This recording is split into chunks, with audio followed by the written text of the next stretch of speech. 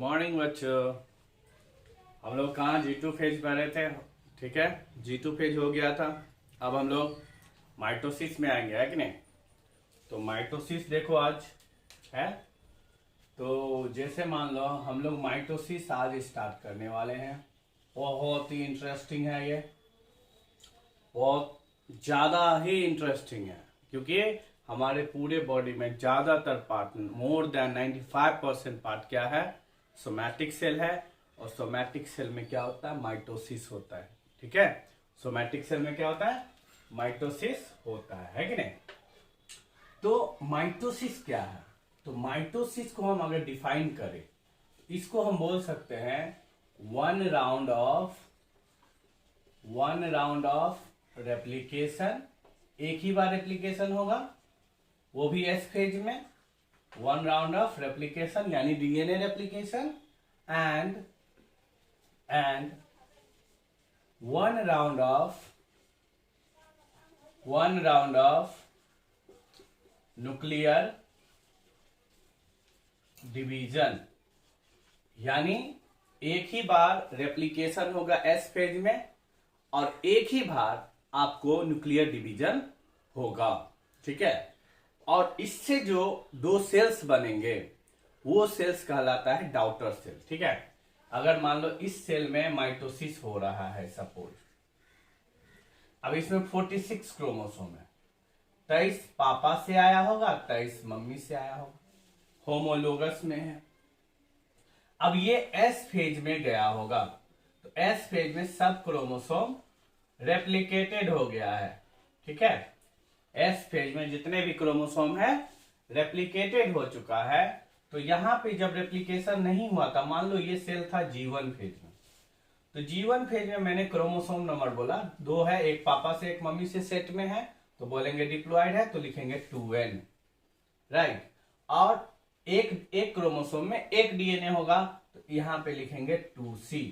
ठीक है, एक्चुअली में G1 फेज में क्रोमोसोम वर्ड नहीं यूज कर सकता, लेकिन समझाने के लिए हमको करना पड़ रहा है। G1 फेज में क्रोमोसोम किस फॉर्म में होगा, तो हम बोलेंगे क्रोमैटिन के फॉर्म में होगा। क्रोमैटिन क्या है, एक थ्रेड लाइक स्ट्रक्चर है, राइट।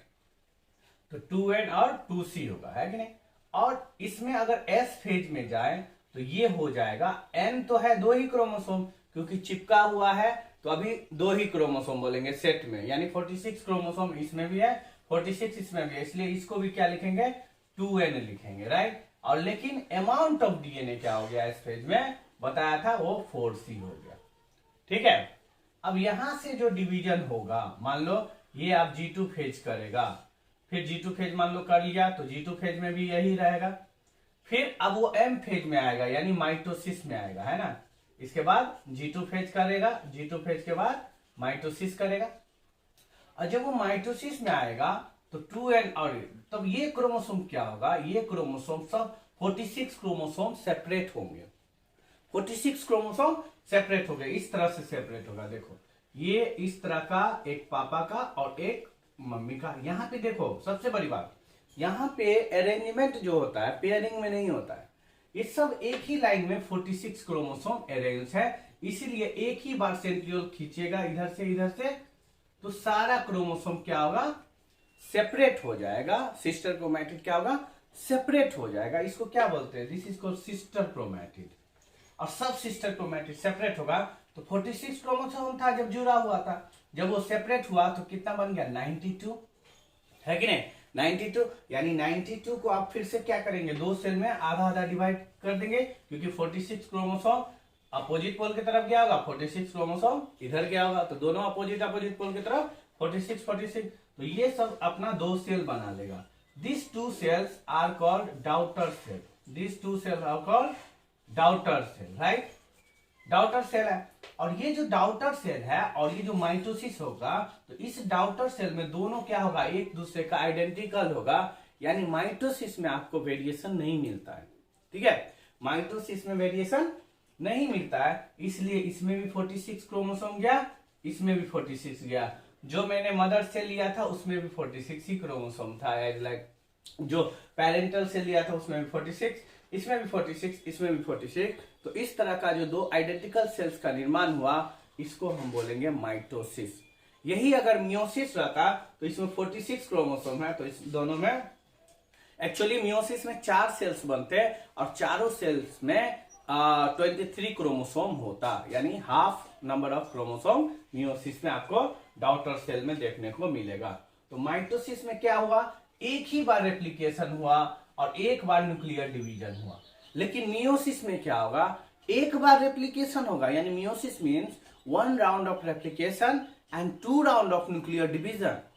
2 बार न्यूक्लियर डिवीजन होगा, एक मियोसिस फर्स्ट में, एक मियोसिस सेकेंड में। ठीक है, मियोसिस करवाने के लिए मियोसिस फर्स्ट और मियोसिस सेकेंड बहुत ज्यादा जरूरी है। जब तक ये दोनों कंप्लीट नहीं होगा तब तक हम नहीं बोलेंगे कि मियोसिस हमारा प्रोसेस कंप्लीट हुआ।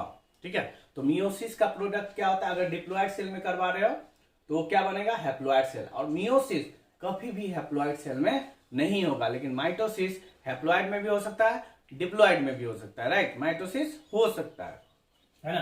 तो माइटोसिस में ये होता है। ठीक है, और माइटोसिस के लिए जितना भी मटेरियल है मैंने पढ़ाया था आपको G2 फेज, यानी माइटोसिस किस फेज में आता है, एम फेज में। एम फेज मैंने बताया था, अगर सोमैटिक सेल होगा तो माइटोसिस करेगा, यही अगर सेक्स सेल होता तो मियोसिस करता। लेकिन G1S G2 फेज तो सब में कॉमन होगा, दोनों में सेम होगा, लेकिन इंटरफेज तो दोनों में होगा, चाहे एम फेज माइटोसिस करे चाहे एम फेज मियोसिस करे। अगर मान लो सपोज ये मैं 2 सेल बना रहा हूं, एक बना रहा हूं तुमको सोमैटिक सेल और एक बना रहा हूं सेक्स सेल। राइट, और सोमैटिक सेल है तो सोमैटिक सेल में क्या होता है, माइटोसिस होता है ना। सोमैटिक सेल में माइटोसिस होगा और सेक्स सेल में क्या होगा, मियोसिस होगा। ठीक है, तो अगर हम इस सेल को बात करें तो इसमें G1 होगा, S होगा, G2 होगा और M होगा। इसमें भी क्या होगा, G1 होगा, S होगा, G2 होगा, M होगा, लेकिन यहां M क्या कहलाएगा, मियोसिस, और सोमैटिक सेल में M क्या कहलाएगा, माइटोसिस। तो M का बस फर्क है, M फेज, लेकिन ये G1S G2 यानी इंटरफेस दोनों में हो रहा है, इंटरफेस दोनों में हो रहा है कि नहीं। तो इसी तरह से जितना भी मटेरियल हमको एम फेज के लिए या माइटोसिस या मियोसिस के लिए चाहिए वो कहां बनेगा, G2 फेज में बनेगा। मैंने आपको बताया था कि G1 फेज में वो सारा मटेरियल बनता है जो S को चाहिए, G2 फेज में वो सारा मटेरियल बनता है जो M को चाहिए। तो हमेशा याद रखिएगा, इसका प्रीवियस जो वीडियो मैंने बनाया है उसको देखिएगा, लेक्चर 1 लेक्चर 2 करके मैंने उसको अपलोड किया है। तो lecture 1 lecture 2 cell cycle cell division लिख दिया है। राइट, तो उसको अच्छे से देख लीजिएगा और प्रीवियस वीडियो जरूर देखना है ना, तब जाके ये आपको एम फेज माइटोसिस समझ में आएगा। अब यहाँ पे अगर हम बात करें ये जो माइटोसिस है कि नहीं, माइटोसिस में बहुत फेजेज है ना। तो माइटोसिस का जो फेजेज है मैंने बताया था आपको कि फेजेज हमने बनाया है, फेजेज हम लोग स्टडी करने के लिए सीखते हैं। ये सेल में नहीं चिपका होगा कि G1 फेज है, सेल में नहीं चिपका होगा कि S फेज है। हम देखते हैं कि अगर रेप्लिकेशन कर रहा है तो वो इसको S फेज का नाम दिया गया, S का मतलब सिंथेसिस फेज, मैंने ऑलरेडी इसको डिस्कस कर दिया। अब माइटोसिस में देखो, माइटोसिस में 2 पार्ट में बांट दो, यानी ये जो फेजेज है माइटोसिस का, तो माइटोसिस को 2 पार्ट में बांट देते हैं। सबसे पहला माइटोसिस को 2 पार्ट में बांट दो, एक बांट देते हैं हम, दिस इज कैरियोकाइनेसिस। क्या बांट देते हैं, कैरियोकाइनेसिस, यानी division of nucleus is called karyokinesis. Cairo मतलब न्यूक्लियस और काइनेसिस मतलब डिवीजन, तो division of nucleus is called karyokinesis. एक बांट दो साइटोकाइनेसिस। ठीक है, ये मियोसिस माइटोसिस दोनों में बांट सकते हैं, यानी माइटोसिस एम फेज में होगा, एम फेज का जो एम फेज है उसमें माइटोसिस हो रहा है तो उसमें 2 पार्ट होगा, कैरियोकाइनेसिस होगा और साइटोकाइनेसिस होगा। और कैरियोकाइनेसिस में हम लोग बात करते हैं कितना, एक बात करते हैं प्रोफेज का। Right, this is a prophase. फिर बात करेंगे मेटाफेज का, है ना, मेटाफेज। फिर बात करेंगे एनाफेज का। जैसे मैं फेजेज लिख रहा हूं उसी तरह से वो फेज डिस्ट्रीब्यूट हो रहा है, मतलब पहले प्रोफेज ही लिखते हैं फिर मेटाफेज लिखते हैं, ऐसा नहीं कि पहले मेटा लिख दीजिएगा बाद में प्रोफेज, है ना। प्रोफेज पहला फेज है एम फेज का लास्ट, और ये जो एनाफेज है और ये लास्ट हो गया आपका टीलोफेज। और जस्ट टीलोफेज के बाद क्या होता है, दिस इज कॉल्ड साइटोकाइनेसिस। इतना समझ में आया। तो देखिए माइटोसिस को 2 पार्ट में बांट दिया, पहले कैरियोकाइनेसिस, क्या पूछेगा आपको प्रोफेज किसका पार्ट है, तो बोलेंगे कैरियोकाइनेसिस का। मेटाफेज किसका पार्ट है, यानी प्रोफेज से लेकर टीलोफेज तक किसका पार्ट है, कैरियोकाइनेसिस का। और साइटोकाइनेसिस का मतलब होता है डिवीजन ऑफ साइटोप्लाज्म। क्या होता है, डिवीजन ऑफ साइटोप्लाज्म, राइट। तो डिवीजन ऑफ जो साइटोप्लाज्म है, जैसे ही साइटोप्लाज्म डिस्ट्रीब्यूट होगा सेल डिवाइड कर जाएगा, यानी लास्ट पार्ट क्या हो गया माइटोसिस का, साइटोकाइनेसिस। इतना समझ में आएगा।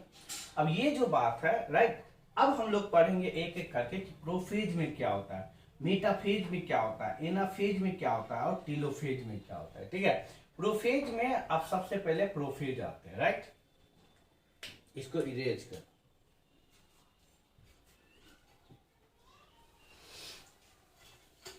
देखो इसमें क्या होता है प्रोफेज में। प्रोफेज में आपको मैंने बताया था कि G2 फेज में आपको ट्यूबुलिन प्रोटीन बना था, है ना, ट्यूबुलिन प्रोटीन बना था। और इस ट्यूबुलिन का जो यूटिलाइजेशन होता है वो प्रोफेज में होता है। कहां होता है, प्रोफेज में होता है ना।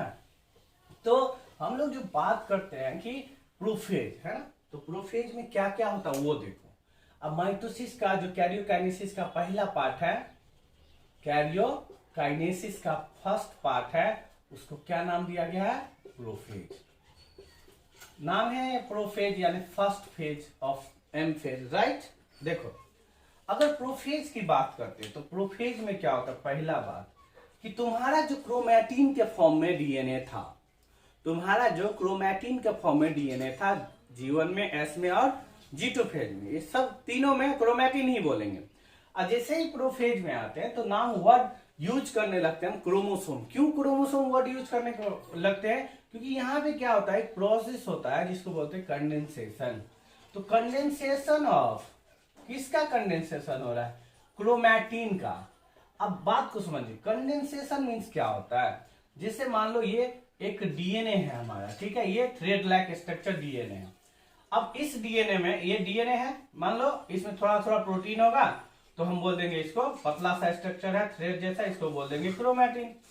तो क्रोमैटिन को अगर मान लो हम यहाँ पे एक प्रोटीन यूज करते हैं, this is called histone protein. अब हिस्टोन प्रोटीन क्या है, पॉजिटिवली चार्ज प्रोटीन है, राइट। पॉजिटिवली चार्ज प्रोटीन है, बेसिक प्रोटीन है। और हमारा डीएनए पे कौन सा चार्ज है, निगेटिव चार्ज है, निगेटिवली चार्ज है। तो पॉजिटिव प्रोटीन और निगेटिव जो डीएनए है, तो इस दोनों के बीच में बाइंडिंग अच्छे से होगा। और जैसे ही बाइंडिंग होगा तो ये आपको 12th क्लास में मैं पढ़ाऊंगा, 12th क्लास के चैप्टर में, कि आपको ये पैकेजिंग का प्रोसेस जो होता है, न्यूक्लियोसोम स्ट्रक्चर जो बनता है वो कैसे बनता है, जो ऑक्टामर फॉर्मेशन होता है मैं बताऊंगा। तो ये हिस्टोन के साथ ये बाइंड करेगा और बना देगा आपको, दिस इज कॉल्ड क्रोमोसोम। तो धीरे धीरे क्रोमोसोम क्या होगा, कंडेंसेशन के प्रोसेस से क्रोमैटिन का, इसको क्रोमैटिन का जो हिस्टोन प्रोटीन, मान लो ये हिस्टोन प्रोटीन है और एक क्रोमैटिन डीएनए धागा है, इस पे लपेट रहे हैं, राइट। जैसे पतंग उड़ाते तो धागा एक लटाई होता है ना, उसमें जो धागा को डालते हैं, तो दैट पर्टिकुलर थ्रेड क्या होगा, wrap on the histone protein because the opposite charge, because DNA having negative charge and histone having positive charge. मैं आपको बताऊंगा, हिस्टोन एक प्रोटीन है, तो इस प्रोटीन जो बना होगा एमिनो एसिड से बना होगा, तो यहाँ पे ज्यादातर बेसिक एमिनो एसिड होता है। आपको याद रख लो कि हिस्टोन में लाइसिन और आर्जिनिन एमिनो एसिड ज्यादा पाया जाता है, इसीलिए इस पे ओवरऑल चार्ज क्या होता है, पॉजिटिव चार्ज होता है। ये नहीं कि हिस्टोन में कौन सा एमिनो एसिड होगा, तो खाली लाइसिन और आर्जिनिन नहीं बोलना है, राइट। यहाँ पे क्या होगा, लाइसिन और आर्जिनिन ज्यादा पाया जाएगा, इसलिए ओवरऑल चार्ज क्या होता है, पॉजिटिवली होता है। तो अब इसको जब ये रैप हो गया तो इसको नाम देंगे क्रोमोसोम, राइट, क्रोमोसोम। तो कंडेंसेशन ऑफ क्रोमैटिन का रिजल्ट क्या होगा, रिजल्ट हो जाएगा आपको क्रोमोसोम फॉर्मेशन। यानी क्रोमोसोम वर्ड यूज कहां से करेंगे, क्रोमोसोम वर्ड यूज करेंगे प्रोफेज से, राइट। लेकिन क्या हम लाइट माइक्रोस्कोप से क्या प्रोफेज में क्रोमोसोम को देख सकते हैं, उसके मॉर्फोलॉजी स्टडी को कर सकते, बोलेंगे नहीं, क्योंकि अभी कंडेंसेशन हो ही रहा है, अभी बहुत पतला होगा, राइट, बहुत पतला होगा, अभी हो ही रहा है, धीरे धीरे मोटा होगा। जितना ज्यादा कंडेंस होगा तब थिकनेस बढ़ेगा क्रोमोसोम का। और सबसे ज्यादा मैक्सिमम थिकनेस आपको मेटाफेज में देखने को मिलेगा। और वो मेटाफेज जो है उसमें आपको 1400 नैनोमीटर थिकनेस ऑफ क्रोमोसोम हो जाएगा। कितना हो जाएगा, 1400 नैनोमीटर, राइट, 1400 नैनोमीटर थिकनेस। इसीलिए आपसे अगर क्वेश्चन पूछा जाए कि स्टडी ऑफ क्रोमोसोम या study of morphology of chromosome किस फेज में देखने को मिलेगा, तो हम बोलेंगे मेटा फेज में, क्योंकि मेटा फेज में मैक्सिमम लेवल ऑफ कंडेंसेशन होता है। मैक्सिमम लेवल ऑफ कंडेंसेशन होगा तो क्रोमोसोम थिकनेस बढ़ जाएगा और थिकनेस के साथ साथ हाइट उसका घट जाएगा। जितना आप थिकनेस बढ़ाओगे उतना ज्यादा हाइट आपका घटेगा, है कि नहीं। तो इस तरह से हम लोग बात करते हैं। तो प्रोफेज में एक पार्ट तो ये हो गया कि कंडेंसेशन ऑफ क्रोमोसोम। अब यहाँ पे क्वेश्चन है कि इस कंडेंसेशन को करने के लिए कौन आएगा। इस कंडेंसेशन को करने के लिए अच्छा मान लो ये हिस्टोन प्रोटीन है और यहाँ पे डीएनए जो रैप होगा इस तरह से, तो रैपनिंग जो करेगा एक प्रोटीन करेगा, that protein is called as condensin protein, right.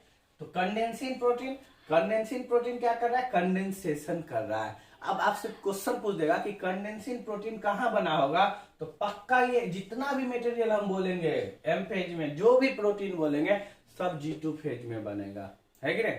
तो पहला पॉइंट ये हुआ, राइट। दूसरा पॉइंट होगा आपको, दूसरा पॉइंट कि मान लो सपोज इस तरह से ये इसको समझ गए। अब दूसरा पॉइंट आपको दिया जाएगा कि ये जो ट्यूबुलिन प्रोटीन था, वो जो ट्यूबुलिन प्रोटीन था, ये ट्यूबुलिन क्या किया। जैसे मान लो मैंने बताया था G2 फेज में एक प्रोटीन बनता है, माइक्रोट्यूब्यूल का पार्ट है, यही ट्यूबुलिन प्रोटीन पॉलीमराइज होता है तो माइक्रोट्यूब्यूल बनता है। तो यहाँ पे क्या होगा, ट्यूबुलिन प्रोटीन, ट्यूबुलिन कितना था मैंने बताया था, अल्फा एंड बीटा ट्यूबुलिन दो तरह का था। और इस ट्यूबुलिन का क्या होता है, पॉलीमेराइजेशन होता है। क्या होता है, polymerisation, right. Polymerisation of tubulin. अब मान लो एक अल्फा ट्यूबुलिन एक बीटा ट्यूबुलिन, एक अल्फा ट्यूबुलिन एक बीटा ट्यूबुलिन, ये नहीं कि एक अल्फा तो दो बीटा, दो अल्फा, ऐसे नहीं रहेगा, एक अल्फा तो एक बीटा, और यही इस तरह से जुड़ते रहेगा। अब मान लो सपोज यहाँ पे देखो, यहाँ पे क्या होता है, ये जो सेंट्रियोल है, ये जो जिसको सेंट्रोसोम बोले आप, तो pair structure of centriole is called centrosome. तो सेंट्रोसोम जो बना, यहीं से क्या होगा, स्पाइनल फाइबर का फॉर्मेशन स्टार्ट होता है। और ये जो रेप्लिकेटेड क्रोमोसोम आया है आप सेपरेट होगा एना फेज में, तो ये यहाँ पे आपको बताया था कि जो रेप्लिकेटेड क्रोमोसोम होता है, यहाँ पे क्या रहता है, प्रोटीन का डिस्क रहता है। क्या रहता है, प्रोटीन का डिस्क रहता है। और इस डिस्क पे, इस डिस्क को हम बोलते हैं, और देखिए अंदर में है सेंट्रोमियर, और इसके ऊपर में क्या है, this is called kinetochore, this is called kinetochore. और काइनेटोकोर बाहर है, आपसे पूछेगा काइनेटोकोर क्या है, तो बोलेंगे it is a protein disc. क्या है, प्रोटीन डिस्क। और इस काइनेटोकोर से कौन बाइंड करता है, स्पाइनल फाइबर बाइंड करता है, समझ रहे हैं। तो स्पाइनल फाइबर बाइंड किया है कि नहीं। तो ये जो सेंट्रोसोम है, सेंट्रोसोम से ही निर्माण हुआ इस स्पाइनल फाइबर का, क्योंकि यहाँ के सेंट्रोमियर रीजन के अगल बगल में क्या रहता है, ट्यूबुलिन प्रोटीन ज्यादा रहता है। क्या रहता है, ट्यूबुलिन प्रोटीन ज्यादा रहता है, समझ गए बात। तो ट्यूबुलिन प्रोटीन अल्फा बीटा होगा, इसी का पॉलीमेराइज हुआ, तो देखिए बना स्पाइनल फाइबर। क्या बना, स्पाइनल फाइबर। बस समझ में आ रहा है। तो स्पाइनल फाइबर कैसे बना, तो स्पाइनल फाइबर बना इस तरह से एक। तो ये जो था, ये जो था, ये क्या था, एक अल्फा एक बीटा, एक अल्फा एक बीटा, एक अल्फा एक बीटा, और इसी को बोलते हैं स्पाइनल फाइबर। यानी आपसे पूछेगा स्पाइनल फाइबर का फॉर्मेशन क्या चीज से हुआ, तो बोलेंगे अल्फा और बीटा ट्यूबुलिन से हुआ। समझ में आ रही बात, अल्फा एंड बीटा ट्यूबुलिन से हुआ, और इसी को बोल दिए हम स्पाइनल फाइबर। और ये स्पाइनल फाइबर किससे जुड़ा है, तो हम बोलेंगे काइनेटोकोर से जुड़ा है, तो इस स्पाइनल फाइबर को बोलेंगे काइनेटोकोर स्पिंडल फाइबर। क्या बोलेंगे, KSF, काइनेटोकोर स्पिंडल फाइबर। तो ट्यूबुलिन प्रोटीन का पॉलीमराइजेशन कहां से स्टार्ट हुआ था, हम बोलेंगे it start from prophase, right. तो प्रोफेज से स्टार्ट हुआ, तो ऐसा प्रोसेस आपको मियोसिस में भी देखने को मिलेगा। देखिए एक क्वेश्चन में बता रहा हूं, मैंने आपको बताया था कि study of morphology of chromosome आप माइटोसिस में मेटाफेज में देखते हो, लेकिन study of morphology of chromosome अगर मियोसिस करवाते हो तो प्रोफेज में देखते हो। वो भी प्रोफेज में कहां देख लेते हो आप, लेप्टोटीन में, ठीक है। तो आपसे पूछेगा कि मियोसिस में कहां पे क्रोमोसोम का स्टडी करते हैं, तो बोलेंगे प्रोफेज फर्स्ट में। अगर आपको बोलेगा माइटोसिस में कहां पे स्टडी करते हैं, तो बोलेंगे मेटाफेज में। समझ में आ रही बात, ठीक है, ओके।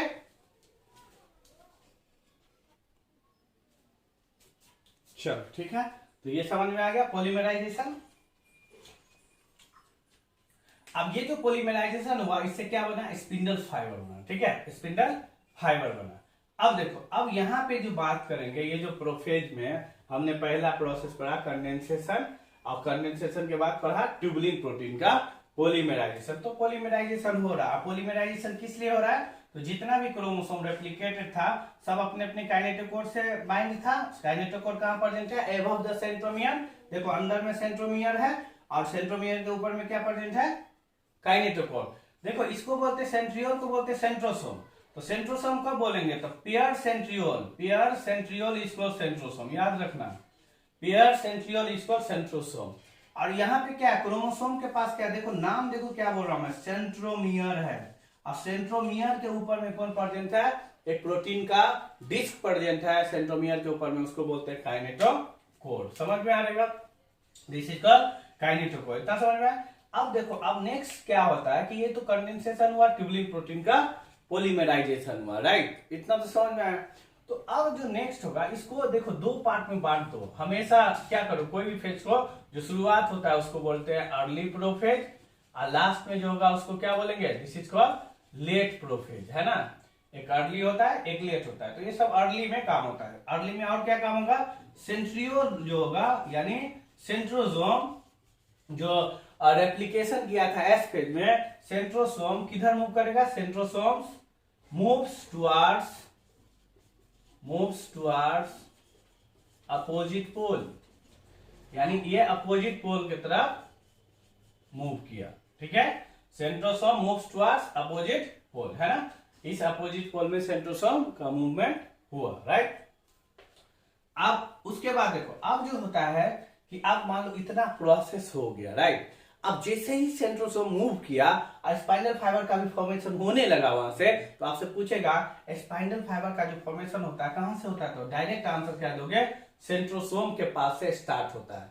क्या सेंट्रोसोम के पास ट्यूबुलिन प्रोटीन है, बोलेंगे नहीं, सेंट्रोसोम के बगल में प्रेजेंट है ट्यूबुलिन प्रोटीन, उसी ट्यूबुलिन को पॉलीमराइज करता है तो बनाता है स्पाइनल फाइबर। लेकिन स्टार्ट कहां से होता है, तो सेंट्रोसोम के पास से स्टार्ट होता है, ठीक है। और जहां देखो, जैसे ही मान लो एक चीज और देखो, मान लो सपोज इसको मैं इरेज कर रहा हूं, राइट, मान लो इसको मैं बोला, है ना, यहां पे देखो क्या, यहाँ पे एक चीज बहुत ही इंपॉर्टेंट है, समझने वाला है प्लांट और एनिमल सेल में, क्योंकि प्लांट सेल में सेंट्रियोल नहीं पाया जाता है ना, प्लांट सेल में सेंट्रियोल नहीं पाया जाता है।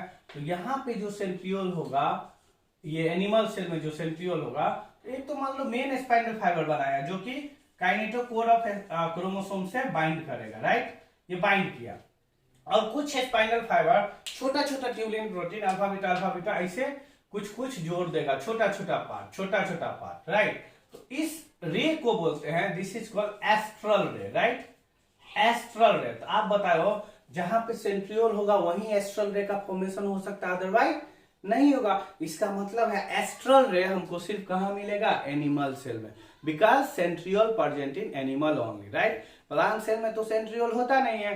तो देखो, ये सबसे बड़ा क्वेश्चन आ जाता है कि प्लांट सेल में सेंट्रियोल नहीं है तो प्लांट सेल डिवाइड कैसे करता है, ठीक है, बहुत बड़ा क्वेश्चन है। तो प्लांट सेल में सेंट्रियोल के जैसा एक स्ट्रक्चर रहता है माइक्रोट्यूब्यूल का, एनिमल में भी रहता है, लेकिन वो फाइनली मॉडिफाई होकर क्या बनता है, सेंट्रियोल बनता है। और प्लांट में एक स्ट्रक्चर है जिसको बोलते हैं माइक्रोट्यूब्यूल ऑर्गेनाइजिंग सेंटर, यही क्या करता है, ग्रुप ऑफ माइक्रोट्यूब्यूल को ग्रुप बना लेता है और एज लाइक काम करता है सेंट्रियोल के जैसा, और वो उसको क्या करता है, क्रोमोसोम को यानी सिस्टर क्रोमैटिड को सेपरेट करने का काम करता है, case of plant cell, right. But animal cell में इसको मॉडिफाई होकर नाम दे दिया गया क्या, सेंट्रियोल। ये भी बना है उसी से, एमटीओसी सेंटर से, राइट, क्योंकि एमटीओसी सेंटर के पास ही क्या प्रेजेंट था, ट्यूबुलिन प्रोटीन प्रेजेंट था। तो आप पूछोगे एमटीओसी कहाँ होता है सर, तो ये सेल है, ये न्यूक्लियस है, यहाँ पे न्यूक्लियस के जस्ट बगल में क्या होता है, एमटीओसी सेंटर होता है। यहाँ पे लॉट्स ऑफ ट्यूबुलिन प्रोटीन आपको पाया जाएगा। और आप मालूम है सेंट्रियोल भी यहीं पे पाया जाता है ना, सेंट्रियोल भी यहीं पे पाया जाता है। तो ये लॉट्स ऑफ ट्यूबुलिन प्रोटीन है, यहाँ पे अल्फा बीटा ट्यूबुलिन प्रोटीन का सिंथेसिस होगा, है कि नहीं।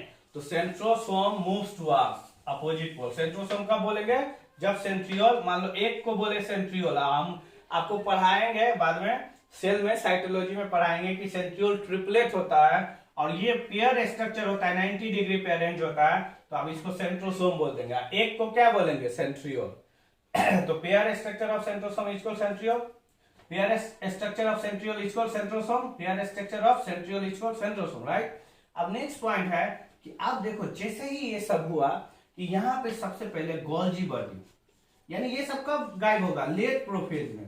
गोल्जी बॉडी, इंडोप्लाज्मिक रेटिकुलम और न्यूक्लियोलस, देखो न्यूक्लियोलस गायब हो गया। इसका मतलब न्यूक्लियोलस क्या बनाता था, राइबोसोमल आरएनए बनाता था। राइबोसोमल आरएनए ही आगे चल के क्या बनाता था, राइबोसोम बनाता था, यानी राइबोसोम का फॉर्मेशन यहीं से खत्म हो गया। इंडोप्लाज्मिक रेटिकुलम भी गायब हो गया। इसका मतलब है कि यहाँ पे प्रोटीन सिंथेसिस का प्रोसेस अब नहीं होगा, यानी जितना भी प्रोटीन बनना था G2 फेज में ही बन गया था, M फेज में प्रोटीन सिंथेसिस नहीं होगा, राइट। तो इसलिए क्यों नहीं होगा, क्योंकि न्यूक्लियोलस गायब हो गया है, गोल्जी बॉडी गायब हो गया और इंडोप्लाज्मिक रेटिकुलम, ये तीनों क्या हो गया, दिस थ्री डिसअपियर हो गया। और इसके बाद जैसे ही ये सब डिसअपियर होने लगा कि तुरंत क्या हुआ, न्यूक्लियर मेम्ब्रेन भी डिसअपियर होने लगा। तो न्यूक्लियर मेम्ब्रेन भी क्या हो गया, डिसअपियर होने लगा। न्यूक्लियर मेम्ब्रेन ऑल्सो डिसअपियर, यानी अब न्यूक्लियर मेम्ब्रेन भी गायब होने लगा। तो प्रोफेज का कैसा है, देखो मान लो ये प्रोफेज है, हम क्या किए, सब क्रोमोसोम को बाहर निकाल दिए, न्यूक्लियर मेम्ब्रेन गायब हो गया, ठीक है। ये सब क्रोमोसोम को बाहर निकाल लिए और सेंट्रियोल क्या किया, अब डायरेक्ट कैसे बाइंड करेगा, काइनेटोकोर से, मतलब अब बाइंड होने वाला है। जैसे ही बाइंड होगा कि मेटाफेज आ जाएगा। तो जैसे ही मान लो ये न्यूक्लियर मेम्ब्रेन यहाँ से क्या हो गया, गायब हो गया, तो न्यूक्लियर मेम्ब्रेन गायब हो गया, दोनों साइड क्या था, सेंट्रियोल था, है ना। तो न्यूक्लियर मेम्ब्रेन कब गायब होता है, तो आपसे पूछेगा तो लेट प्रोफेज बोलोगे। जितना भी स्ट्रक्चर डिसअपियर होता है वो लेट प्रोफेज में होता है, और ठीक जैसे ही डिवीजन कंप्लीट होने वाला होगा, टीलोफेज आएगा, सब स्ट्रक्चर फिर से क्या होगा, रिफॉर्म हो जाएगा। अब यहाँ क्वेश्चन है कि सेल के अंदर गायब कैसे होगा, ये थोड़े ना मिस्टर इंडिया है, मिस्टर इंडिया तो है नहीं, तो सेल के अंदर गायब होगा। मान लो ये न्यूक्लियर मेम्ब्रेन गायब हो गया, अब न्यूक्लियर मेम्ब्रेन गायब कैसे हुआ, क्वेश्चन है ये।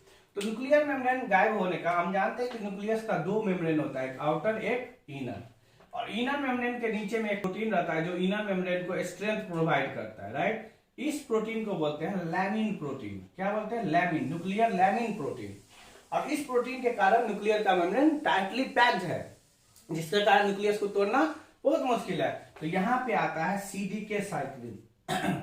क्या आता है, सीडीके साइक्लिन, क्योंकि हर फेज का सीडीके साइक्लिन अपना अपना होता है। जैसे हर फेज में रेगुलेशन होता है, G1 फेज में अगर कोई दिक्कत है तो G1 फेज का सीडीके साइक्लिन काम करेगा, S फेज में कोई दिक्कत है तो S फेज का सीडीके साइक्लिन काम करेगा, G2 फेज में कोई दिक्कत है तो G2 फेज का सीडीके साइक्लिन काम करेगा, और यही M फेज में कोई दिक्कत है तो M फेज का सीडीके साइक्लिन काम करेगा। अब मान लो सपोज कि सीडीके G1 फेज में काम किया सीडीके साइक्लिन, अब G1 फेज हो गया, S फेज में आ गया, तो G1 फेज में क्या करोगे, सीडीके को तोड़ोगे या साइक्लिन को।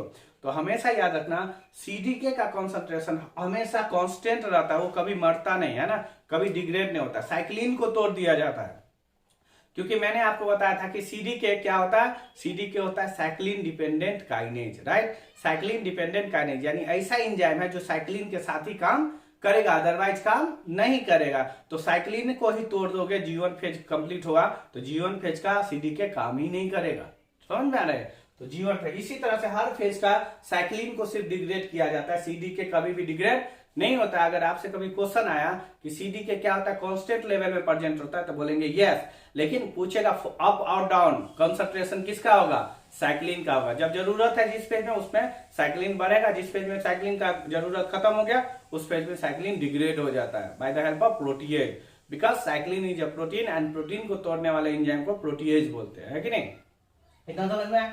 तो न्यूक्लियर मेम्ब्रेन डिसअपियर हो गया, राइट। अब जैसे ही डिसअपियर हो गया तो आपको इस तरह का स्ट्रक्चर देखने को मिलेगा। अब क्रोमोसोम अभी इक्वेटोरियल प्लेट पे नहीं आएगा, और सब ऐसे ऐसे स्पाइनल फाइबर अपना अपना बनता रहेगा। तो इस फेज को बोल देंगे this is prophase.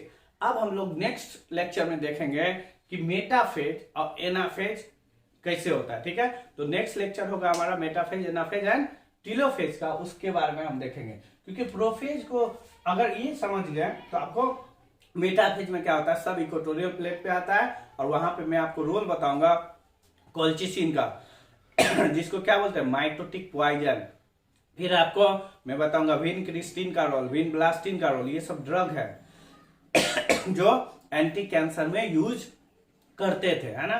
Colchicine, vincristine, vinblastine और टैक्सोल, इस सब का मैं रोल बताऊंगा कि किस तरह से कोल्चिसिन को माइटोटिक पॉइजन बोला जाता है और वो किस तरह से कैंसर सेल में काम करता है और इसका साइड इफेक्ट्स क्या है। ठीक है, ये सब हम मेटाफेज में पढ़ेंगे। ठीक है, इतना अगर समझ में आया तो आया, और बाकी जितना भी आपको क्यूरी होगा आप कमेंट बॉक्स में कमेंट कर सकते हैं कि इस पॉइंट पे सर फिर से बता दीजिए, राइट। मैं आपको उसका आंसर दूंगा, राइट। और एक्टिव रहिए ऑलवेज। ठीक है, थैंक यू।